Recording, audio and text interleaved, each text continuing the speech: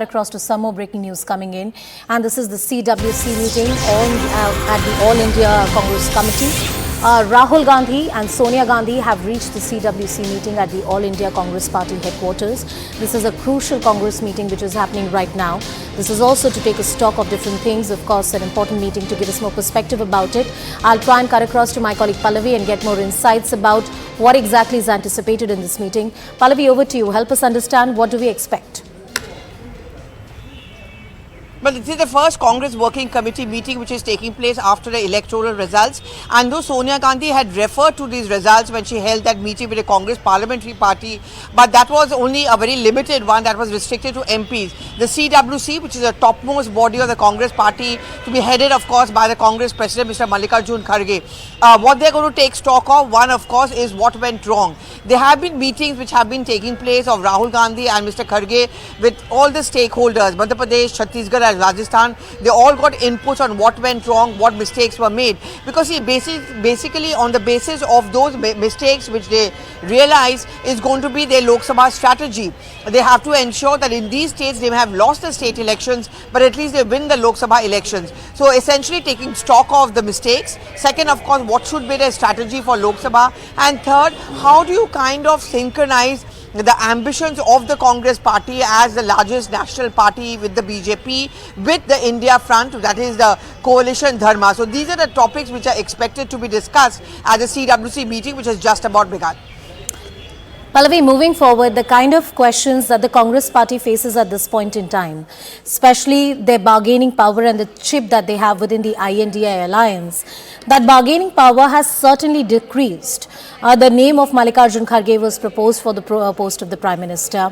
How is it that the grand old party is hedging its own bets and also its own bargaining power?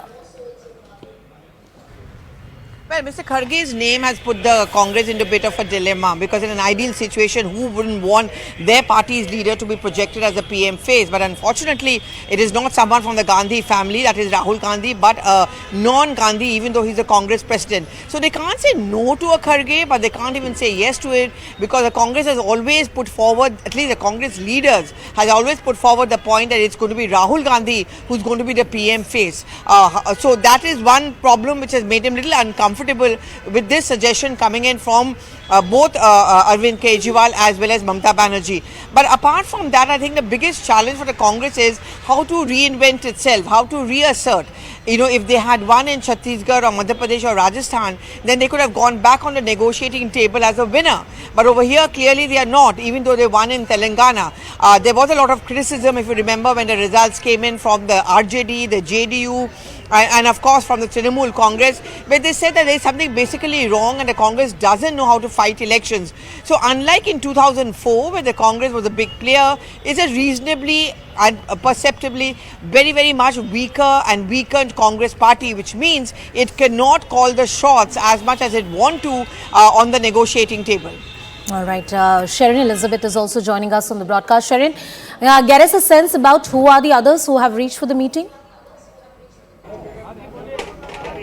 Well, already Rahul Gandhi and Sonia Gandhi has arrived for the CWC meeting at Congress headquarters. Apart from that, Mallikarjun Kharge, the Congress president, and all the members of CWC, even the extended members of CWC are in fact present here at the AICC headquarters. There are 2-3 names that are missing. One is, of course, the Chief Minister of Telangana, Revant Reddy, who is supposed to be part of the CWC, but today he couldn't make it because it's the first day of assembly in Telangana. But now we have been told that in moments from now, the CWC meeting is going to begin. There are 3-4 points that are the main agenda of this meeting. One is the Bharat Jodo Yatra 2.0. It is in the second week of January that they are planning to go ahead with the Bharat Jodo Yatra. This time they are going to go to the states where they couldn't go last time. That includes Manipur, Assam, Madhya Pradesh are some of the states where they will be going this time. So that, of course, will be part or will be discussed in the meeting. Apart from that, at the results of the 3 states, what really went wrong,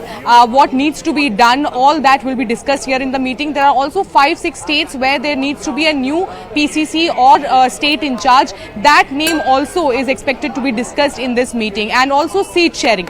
Remember, there is a deadline that has been set by the India Alliance. So what is going to be the seat sharing like? How can the seat sharing discussion go forward within the Congress party? All these discussions will be happening over here. Remember, they have already decided that it is going to be the state unit will be deciding as far as the seat sharing is concerned, but the Congress High Command will be guiding these state unit leaders, and also the committee that has been formed just 2 days back, who will be in fact making sure that the seat sharing formula is completed by the first week of January. So all these discussions will happen, and the meeting, we have been told, that has just begun just moments ago. It has in fact started now.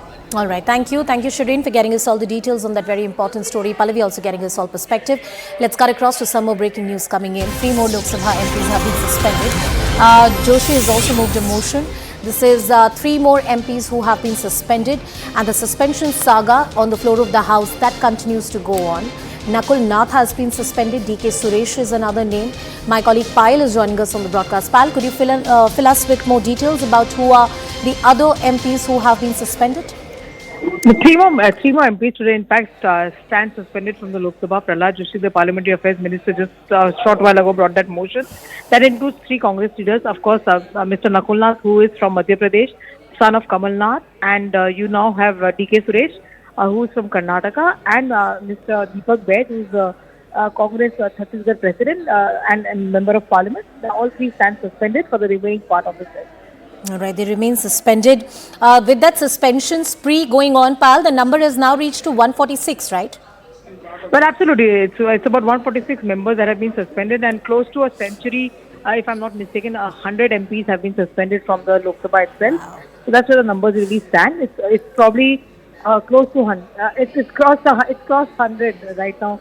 So we're still doing the calculation, but very, very unprecedented sort of a situation, Anusha, where you've had so many MPs suspended in one session, all because they were trying to create ruckus on the floor of the House. All right, Pal. Thank you so much for putting that into perspective and getting us all the details on that important story.